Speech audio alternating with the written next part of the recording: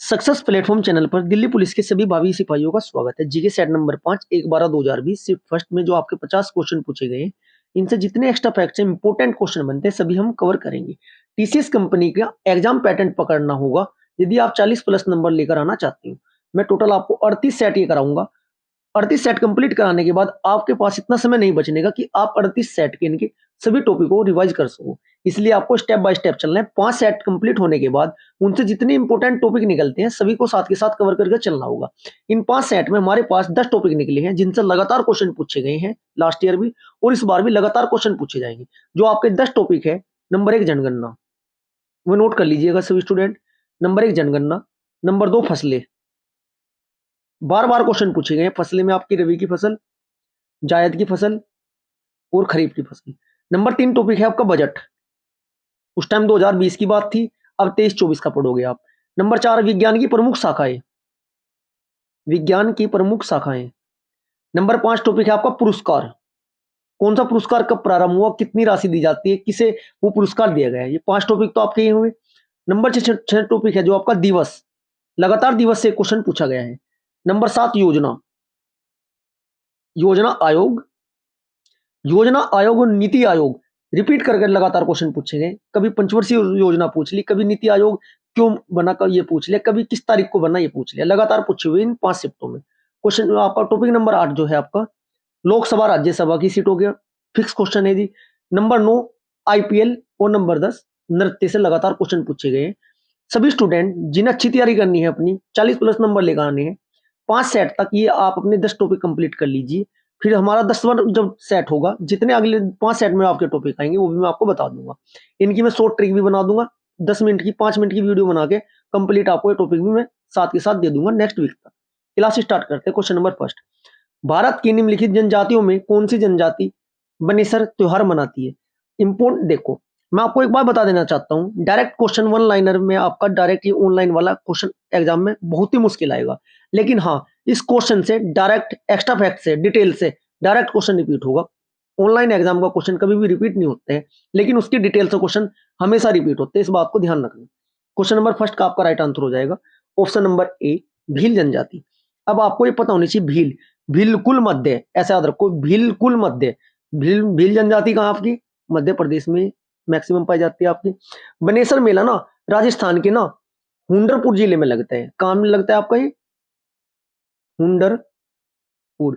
ये एमपी में भी है भील और आपके राजस्थान में भी है।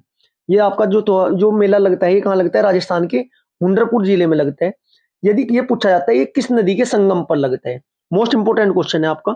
ये आपका सोम और माही, सोम और माही व जाखम, 3 नदियां हैं, सोम नदी, माही नदी व जाखम नदी के संगम पर लगता है। और ये त्योहार मेला है ना आपका, ये त्योहार मेला भगवान शिव को समर्पित है। शिव को समर्पित है ये आपका मेला। और ये मेला है ना फरवरी माह के शुक्ल पूर्णिमा के दिन लगता है। ध्यान रखना, ये 4-5 क्वेश्चन बनते हैं डायरेक्ट। इस बार आपका ये जो डायरेक्ट बनेसर त्योहार की बजाय आपसे पूछ सकता है कि किस देवता को समर्पित है, किस नदी के पास लगता है और कब ये मनाया जाता है। ऐसा आपको तैयारी करनी है। नेक्स्ट क्वेश्चन, क्वेश्चन नंबर 2, निम्नलिखित में से किसने नाट्य शास्त्र का प्रथम भारतीय महाकाव्य लिखा था। इसका आपका राइट आंसर है ऑप्शन नंबर ए, भरत मुनि। अब नाट्य शास्त्र की बात आई है, डायरेक्ट आपको ये पता होना चाहिए नाट्य जो शास्त्र है भरत मुनि द्वारा लिखित है। इसमें कितने अध्याय हैं, 36 अध्याय है। ये क्वेश्चन निश्चित आना ही आना है, भरतनाट्यम में कितने अध्याय हैं, डायरेक्ट पूछेगा। इस वाली शिफ्ट में 2023 में जब एग्जाम होगा 36, किसी न किसी शिफ्ट में डायरेक्ट देखने को ये क्वेश्चन मिलने वाला है आपको। अब थोड़ी सी इसकी जो जानकारी मैं आपको देना चाहता हूँ, जो नाटकों के संबंध में ना सबसे पुराना ग्रंथ है ना नाट्य शास्त्र है। सबसे पुराना ग्रंथ कौन सा है आपका, नाट्य शास्त्र है, जिसकी रचना भरत मुनि ने की थी। और नाट्य शास्त्र है ना संगीत, नाटक और अभिनय के संपूर्ण ग्रंथ के रूप में जाना जाता है। 36 इसमें क्या है, अध्याय है। Next question, question number 4, पतंगोत्सव Makar Sankranti पर मनाया जाने वाला प्रसिद्ध अंतरराष्ट्रीय त्योहार है जिसे निम्नलिखित में से किस शहर में मनाया जाता है। क्वेश्चन नंबर 3 का आपका राइट आंसर हो जाएगा option number D, Ahmedabad. Most important question बनते हैं अहमदाबाद से कि आपका है ना पतंग म्यूजियम संग्रहालय की स्थापना कहां पर हुई। ये पतंग म्यूजियम कहां पर है आपका, ये भी आपका अहमदाबाद में है। और जो इसकी स्थापना हुई थी ये हुई थी आपकी 1985 को इसकी स्थापना हुई थी। पतंगोत्सव मकर संक्रांति पर मनाए जाते हैं, जैसे हमारे यहाँ बसंत मनाई जाती है ना, मकर मकर संक्रांति पर ये मनाया जाता है 14 जनवरी को। 14 जनवरी को मनाया जाता है आपका। अंतर्राष्ट्रीय पतंग महोत्सव अहमदाबाद गुजरात में मनाया जाता है। म्यूजियम भी अहमदाबाद गुजरात में, अंतर्राष्ट्रीय पतंग महोत्सव भी आपका गुजरात में मनाया जाता है। Next question, question number 4। देखो लगातार नीति आयोग से क्वेश्चन रिपीट है, नीति आयोग, योजना आयोग। ठीक है जी। नीति आयोग भारत का राज्य सरकारों द्वारा आर्थिक नीति निर्माण प्रक्रिया के जुड़ाव और भागीदारी को बढ़ावा देने के लिए स्थापित किया गया है। नीति आयोग का पूर्ण नाम क्या है? डायरेक्ट नीति आयोग की फुल फॉर्म पूछ ली। नीति आयोग की फुल फॉर्म होती है national institution for transforming India. इसकी स्थापना, डायरेक्ट स्थापना भी पूछी जाएगी आपसे, 1 जनवरी। 5 क्वेश्चन फिक्स है, अच्छे से कवर करना है आपको नीति आयोग के। 1 जनवरी 2015 को। नीति आयोग के अध्यक्ष कौन होते हैं? भारत के पीएम। पीएम बोले तो आपके प्रधानमंत्री।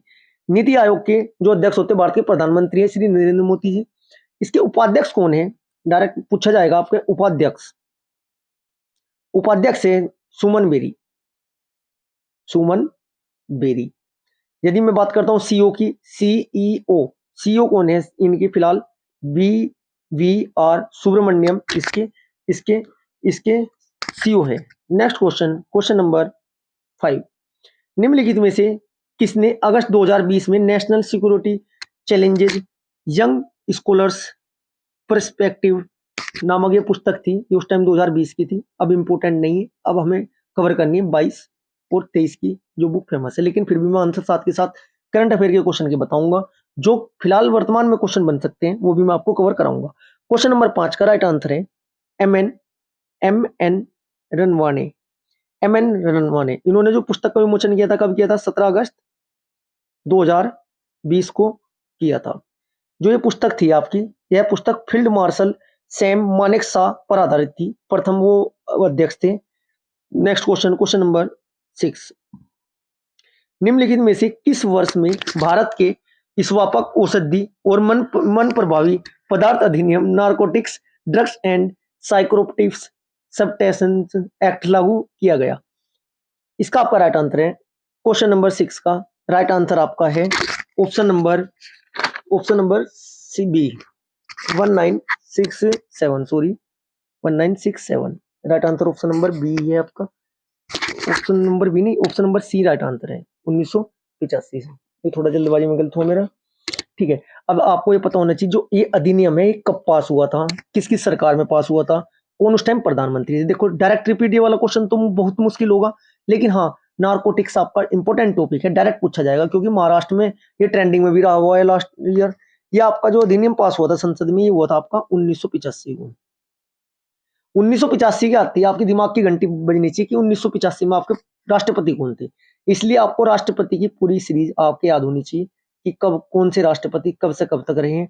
सीरीज तो डेट कंफर्म याद नहीं हो तो, लेकिन हाथ नए सन का तो पता होना चाहिए। ये आप उस टाइम के राष्ट्रपति कौन थे? ज्ञानी जेल सिंह जी थे।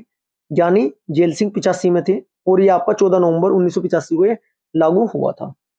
याद रखना ज्ञानी जेल सिंह। ज्ञानी जेल सिंह से एक क्वेश्चन मेरे याद आया। ज्ञानी जेल सिंह जो है ऐसा है ना, एकता स्थल चलो मेरे याद आ गया, मैं साथ के साथ 3-4 क्वेश्चन कवर करा दूं। एकता स्थल, एकता कहाँ होती है बच्चों? ज्ञानियों में होती है, इसलिए एकता स्थल किसका समाधि स्थल है? ये प्रमुख जो व्यक्ति है उनकी समाधि स्थल को के नाम है। एकता स्थल किसका नाम है? ज्ञानी का, ज्ञानी जेल सिंह। या जेल में ना जो कैदी होते हैं उनमें क्या होती है? एकता होती है। ठीक है जी। एक आपका नेक्स्ट क्वेश्चन, क्वेश्चन नंबर 7। निम्नलिखित में से किस तारीख को नीले आसमान के लिए अंतर्राष्ट्रीय स्वच्छ वायु दिवस मनाया जाता है? नीले आसमान के नीचे किस टाइम बैठना चाहिए बच्चों? ये ट्रिक बताना चाहता हूं मैं। शाम को 7 बजे, शाम को 7 बजे। 7 तो याद है ही, और शाम से बनता है आपका सितंबर। 7 सितंबर को ये मनाया जाता है। और आपका ये 2022 में ये जो लास्ट ईयर बनाया गया है, इंपोर्टेंट क्वेश्चन है। Next question, question number 8।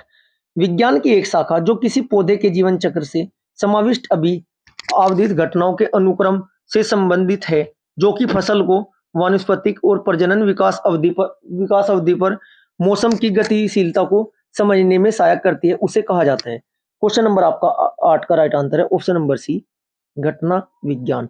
अब ये विज्ञान की प्रमुख शाखाएं लगभग 15 से 20 इंपोर्टेंट है। एक मैं वीडियो लेकर आऊंगा, बोर्ड पर ही लेकर आनी पड़ेगी क्योंकि पेन से लिख के इतना काम नहीं चलने का और इतना अच्छा से मैं डिटेल आपको दे भी नहीं पाने का। एक 10 या 15 मिनट की लेकर आऊंगा वीडियो में, उसमें 20 से 25 डायरेक्ट आपको मौके की याद करा दूं 5-7 मिनट में। नेक्स्ट क्वेश्चन, क्वेश्चन नंबर 9, निम्नलिखित में से किस शहर केंद्र शासित प्रदेश में हजरत निजामुद्दीन औलिया महबूब ए इलाही दरगाह स्थित है? क्वेश्चन नंबर 9 का आपका राइट आंसर है ऑप्शन नंबर सी, आप ऑप्शन नंबर सी नहीं, ऑप्शन नंबर बी, नई Delhi. Next question, question number 10, निम्नलिखित में से किस राज्य ने अक्टूबर 2020 में ग्रामीण क्षेत्रों के लिए डिजिटल सेवा सेतु कार्यक्रम आरंभ किया? क्वेश्चन नंबर 10 का आपका राइट आंसर है Gujarat, option number B, Gujarat में ही किया। Next question, question number 11, Bombay द्वीप को निम्नलिखित में से किस वर्ष में पुर्तगाली द्वारा दहेज के रूप में इंग्लैंड के प्रिंस चार्ल्स द्वितीय को दिया गया था? अब जाहिर सी बात है, ये बॉम्बे द्वीप वाला क्वेश्चन एग्जाम में आता ही आता है। सबसे पहले से को जो क्वेश्चन बनते हैं, बॉम्बे द्वीप का दूसरा नाम क्या है, डायरेक्ट पूछा जाता है।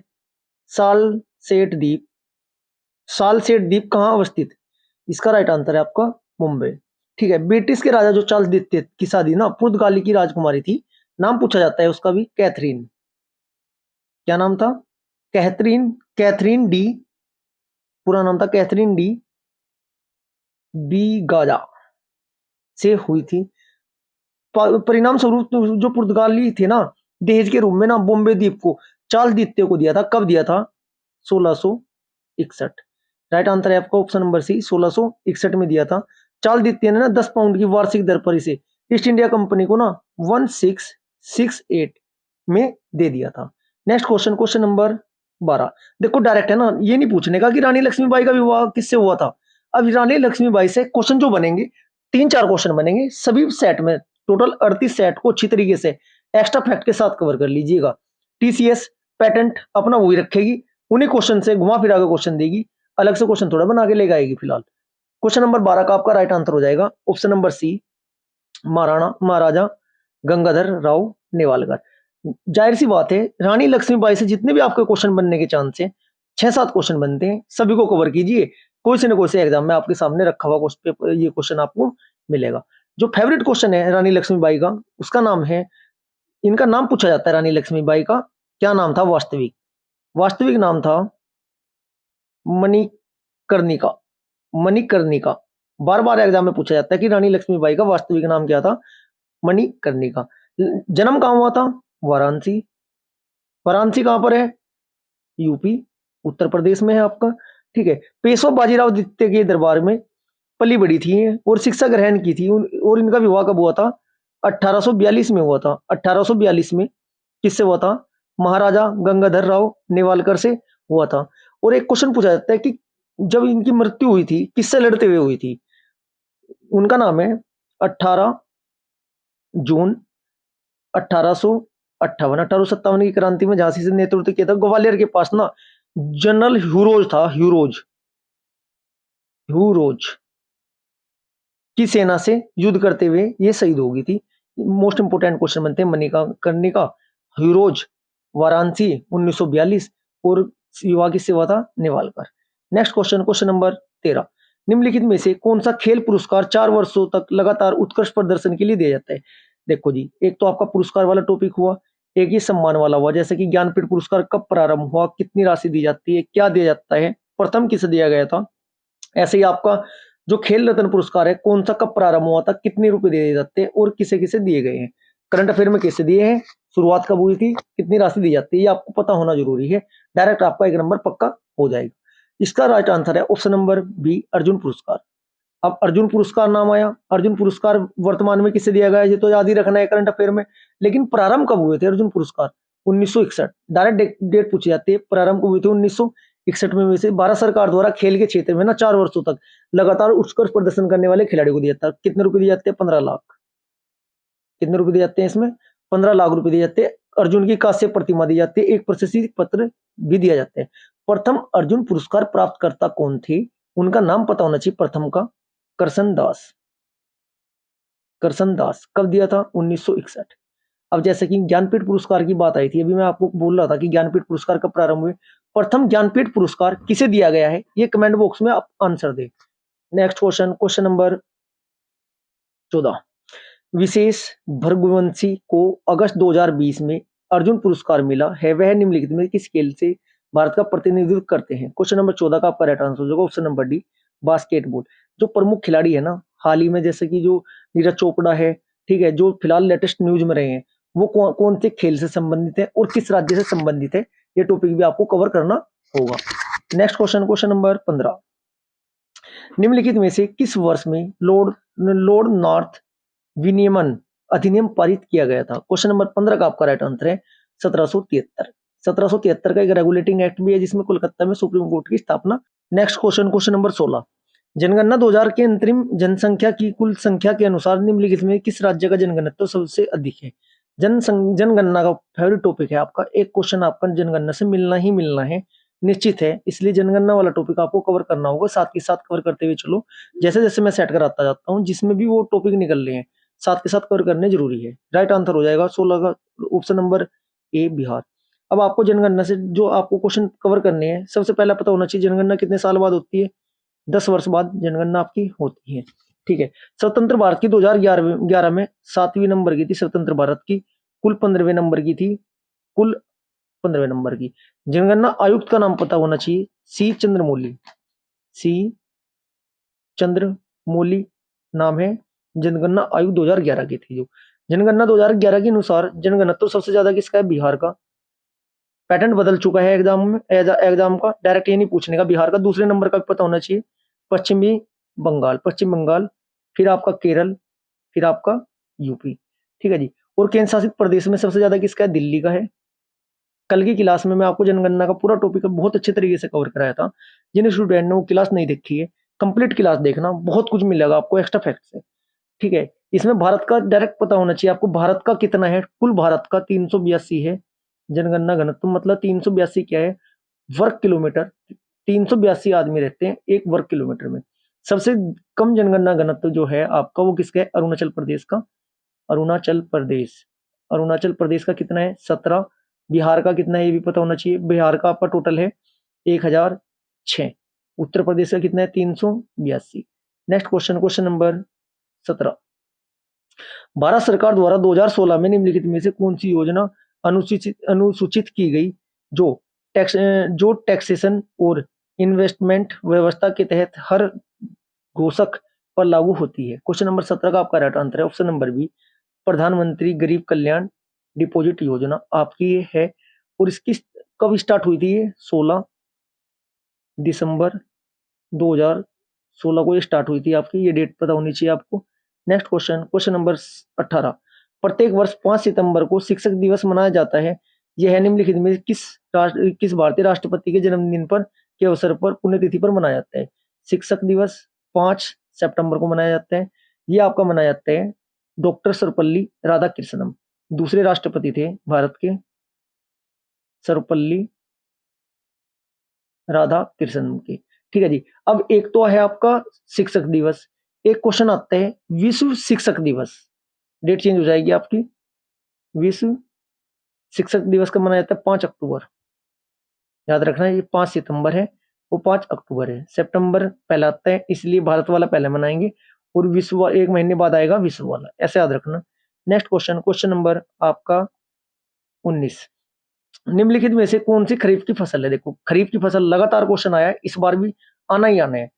खरीफ की फसल कौन सी है? क्वेश्चन नंबर 19 का आपका राइट आंसर हो जाएगा ऑप्शन नंबर ए, जूट। अब मैं 3 की 3 फसलें रिवाइज करा देता हूँ साथ के साथ, जिन बच्चों ने कवर कर रखी है रिवीजन होगा, जिन्होंने नहीं पढ़ी है वो एक बार ध्यान से देखना। सबसे पहले आती है आपकी रवि, फिर आती है रवि की बाद आती है आपकी खरीफ, फिर आए एक है आपकी जायद। अब सबसे पहले तो आपको पता होना चाहिए रवि की फसल जो है कब बोई जाती है। रवि की फसल अक्टूबर नवंबर में बोई जाती है, सर्दी स्टार्ट होती और सर्दी खत्म होते होते इसे कटाई हो जाती है इसकी अप्रैल मई। अप्रैल मई ट्रिक भी बताऊंगा कौन कौन सी होती है, याद रखने का तरीका। खरीफ की फसल होती है खराब खराब मौसम में बोई जाती है। खराब मौसम होता है आपका जून जुलाई बरसात वाला, जून जुलाई बरसात वाला।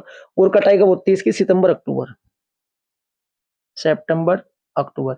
और आपकी जायद की फसल जो होती है वो बोई जाती है आपकी मार्च व जून में, ठीक है जी, मार्च व जून में के मध्य हो जाती है। अब मैं बात करता हूँ रवि की। रवि नाम का एक लड़का है, याद करने का दूसरा तरीका बता रहा हूँ, कल दूसरा बताया था, आज नया बता रहा हूँ। और रवि है ना, एक रवि नाम का लड़का है, खाने का सामान लेकर आता है जी, घर में रसोई का सामान लेकर आता है, खाने का, खाना बनाने वाला। अब देखो उसके अंतर्गत क्या क्या आता है आपका, जाहिर सी बात है, रोटी बनेगी, चपाती बनेगी, कहीं से बनती है, गेहूं से।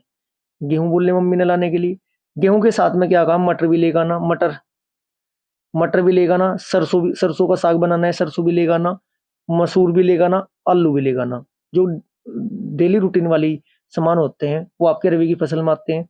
इसके बाद आपका खरीफ की फसल में क्या क्या आएगा, मोटे अनाज, मोटे अनाज जैसे चावल, जितने मोटे अनाज होंगे सारे खरीफ में होंगे, ऐसे याद रखना।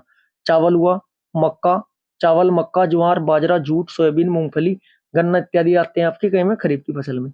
और जो की जायद की फसल होती है, बेल पर लगने वाली होती है, बेल पर, जो जमीन पर बेल होती है ना, उस पर लगती है, जैसे तरबूज, खरबूजा, खीरा, ककड़ी आदि।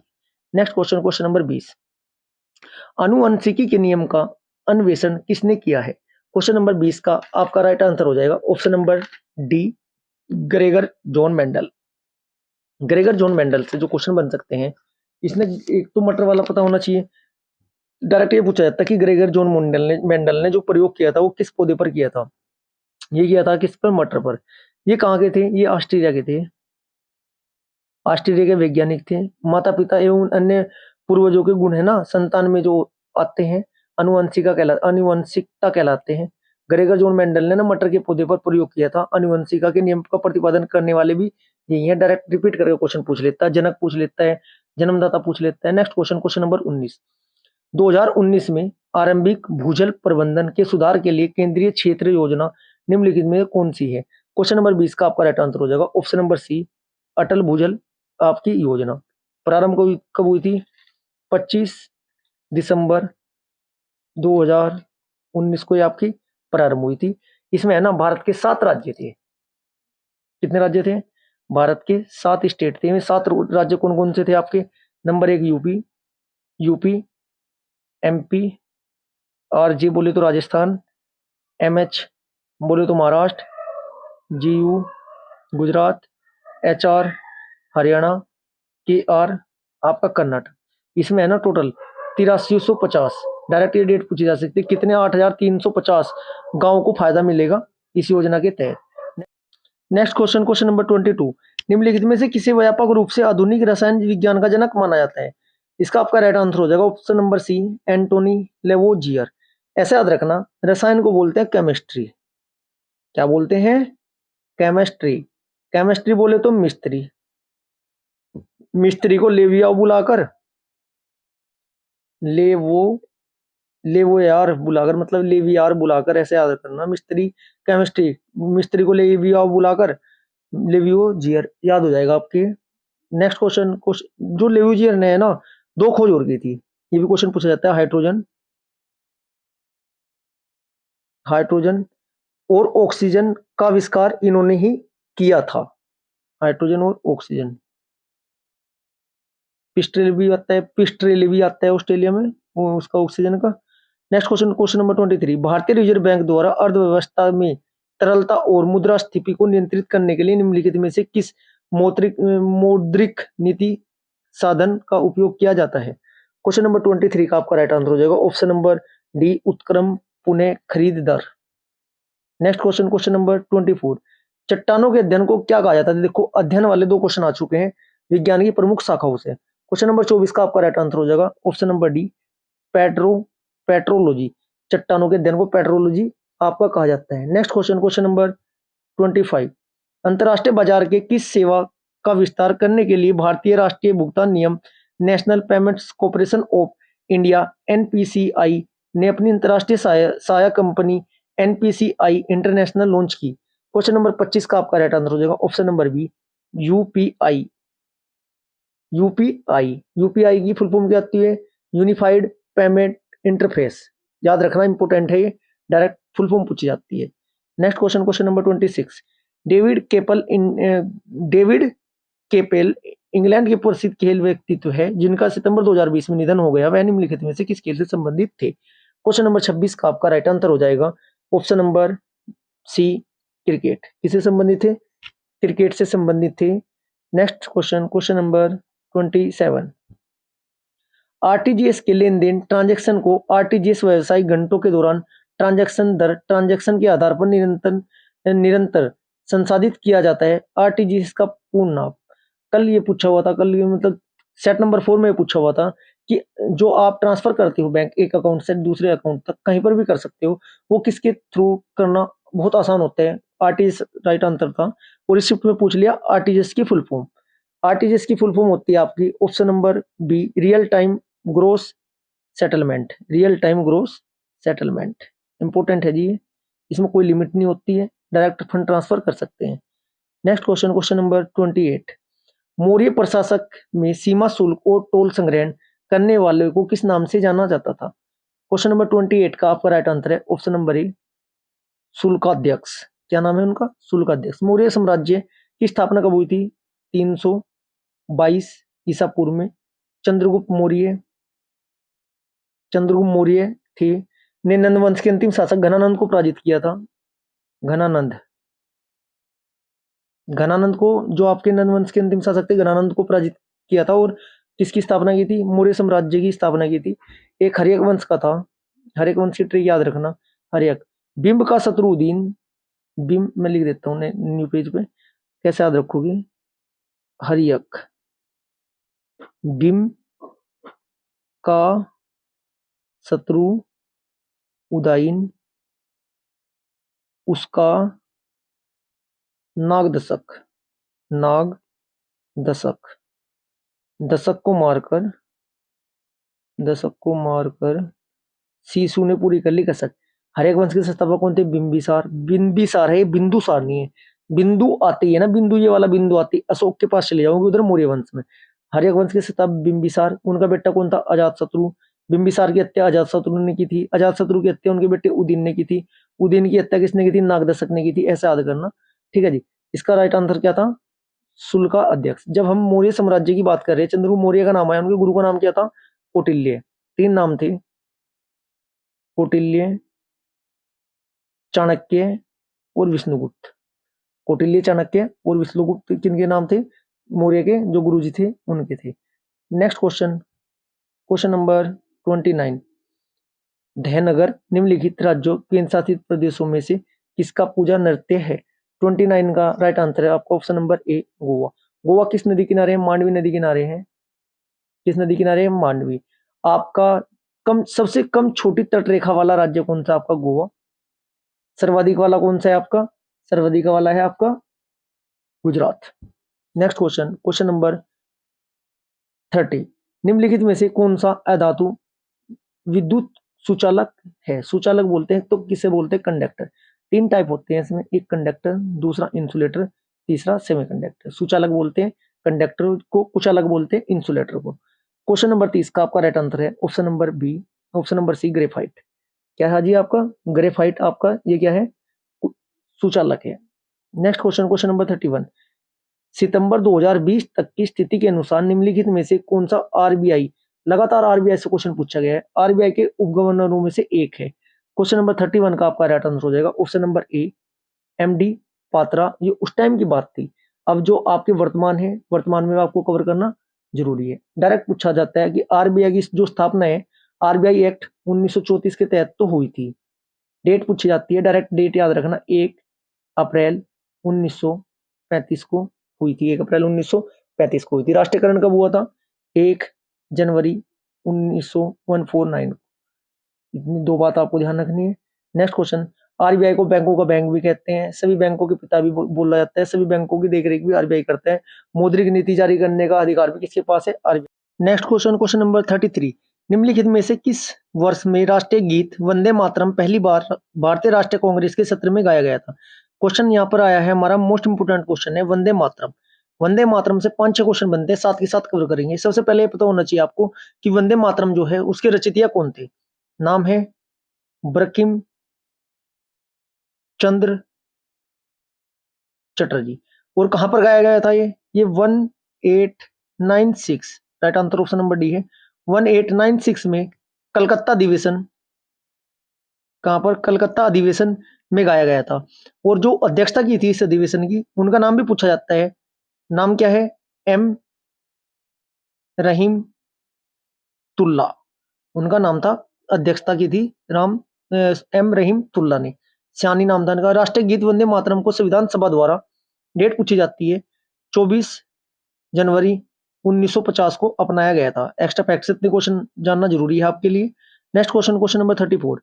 निम्नलिखित में से कौन सा आईपीएल 2020 में चेन्नई सुपर किंग्स टीम के कप्तान है? क्वेश्चन नंबर 34 का आपका राइट आंसर हो जाएगा M S Dhoni. M S Dhoni आपके कैप्टन है, कब के? 2020 के। एक नई टीम जुड़ी है, गुजरात टाइटंस। दो टीम जुड़ी है, इनका पता होना चाहिए आपको। गुजरात टाइटंस जो कि पिछली विजेता थी 2022 की। क्या थी? 2022 की विजेता गुजरात टाइटंस थी। एक जो नई टीम जुड़ी है, उसे कमेंट बॉक्स में उसका आंसर देना जिस स्टूडेंट को पता होगा। Next question, question number 35। निम्नलिखित में से कौन भारतीय सेना की प्रथम महिला लेफ्टिनेंट जनरल है? 35 का आपका राइट आंसर हो जाएगा। 35 का right answer option number C, Punita Arora. Option number B, Punita Arora जो है आपकी महिला लेफ्टिनेंट है, ये जनरल, जो हाल ही में आपकी सेना की है। Next question, question number 36। संविधान का मसौदा तैयार करने में संविधान सभा को लगभग कितने वर्ष का समय लगा?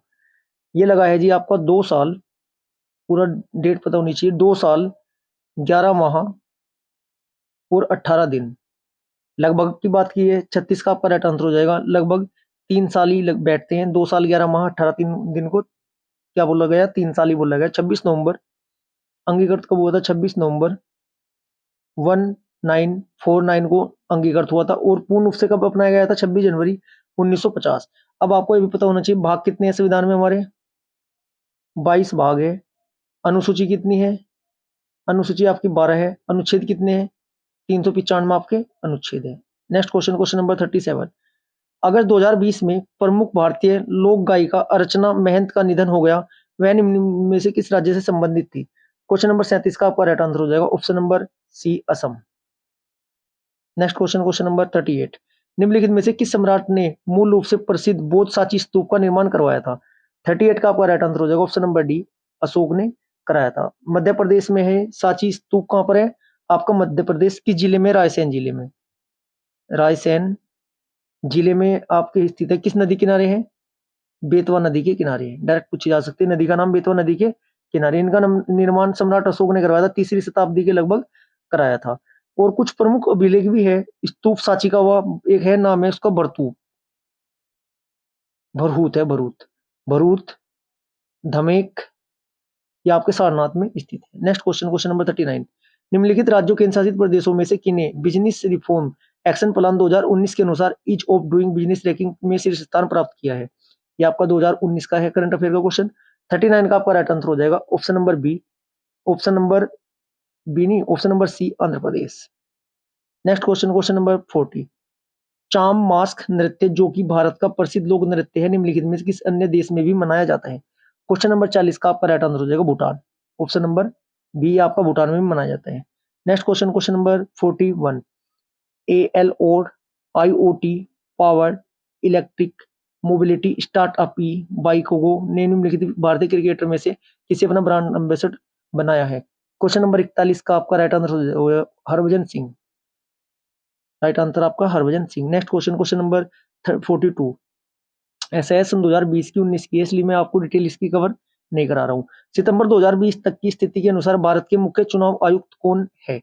42 का आपका राइट आंसर हो जाएगा ऑप्शन नंबर डी, उस टाइम थे सुनील अरोड़ा। लगातार 2 बार पूछा हुआ है 4 पेपर में। वास्तुकला के बेहतरीन उदाहरणों में से एक आमेर का किला निम्नलिखित में किस राज्य में स्थित है? 43 का आपका राइट आंसर हो जाएगा ऑप्शन नंबर बी, आपका ये राजस्थान में है। आमेर का किला भारत के राजस्थान राज्य की राजधानी जयपुर के राजधानी जयपुर के आमेर क्षेत्र में है। आमेर क्षेत्र में है। आमेर क्षेत्र में एक ऊंची पहाड़ी पर स्थित है, पर्वतीय दुर्ग है। और ये आपका जयपुर है, जयपुर नगर है ना, पर्यटन स्थल है। कहाँ का? आपका राजस्थान का। Next question, question number 44। निम्नलिखित में से किस राज्य में सिंचाई और बिजली उत्पादन में संबंधित शारदा नहर स्थित है? क्वेश्चन नंबर 44 का आपका राइट आंसर हो जाएगा option number D, Uttar Pradesh. Uttar Pradesh की सबसे लंबी नहर है, इसकी लंबाई लगभग 350 किलोमीटर है, 350 किलोमीटर है। शारदा नदी से ना बनबसा बनबसा पीलीभीत नामक स्थान से निकलती है और इसका निर्माण 1920 में हुआ था।